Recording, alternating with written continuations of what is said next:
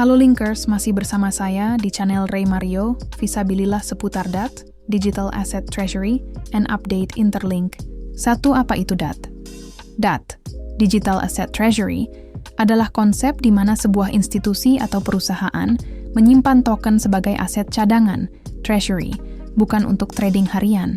Dua Interlink token benar-benar dipakai sebagai treasury? Ya.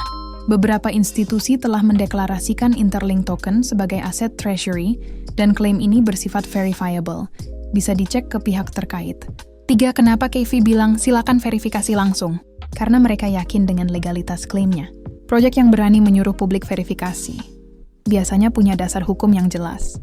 4. Maksud KV menyebut hukum federal AS itu apa? Itu sinyal serius. Dia klaim palsu soal institusi and treasury, syahs pidana berat. Artinya Interlink tidak main-main dan sadar risiko hukum.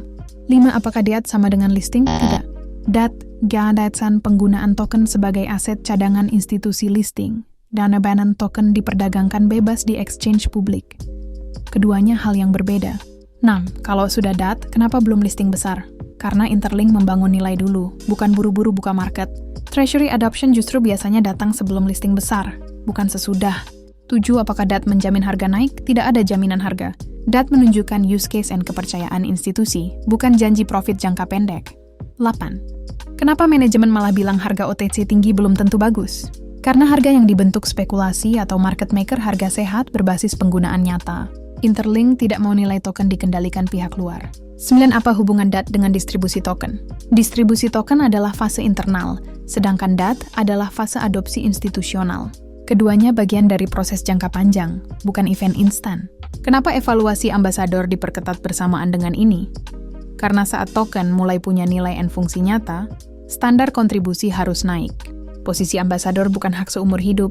11. Apakah ini berarti Interlink Project aman 100%? Tidak project kripto yang 100% tanpa risiko. Namun langkah DAT plus transparansi hukum menurunkan risiko narasi palsu dan manipulasi. 12. Apakah Interlink Project cepat kaya? Bukan. Interlink adalah proyek bertahap, produk, adopsi, institusi, market.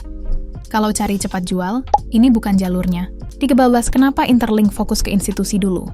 Karena institusi, stabilitas institusi, kepercayaan institusi, penggunaan jangka panjang, bukan sekadar volume trading sesaat. 14. Apa yang seharusnya dilakukan member sekarang? Fokus ke aktivitas konsisten edukasi diri pakai produk ikuti update resmi, bukan sibuk tebak harga atau rumor listing. 15. Intinya DAT ini kabar baik atau tidak?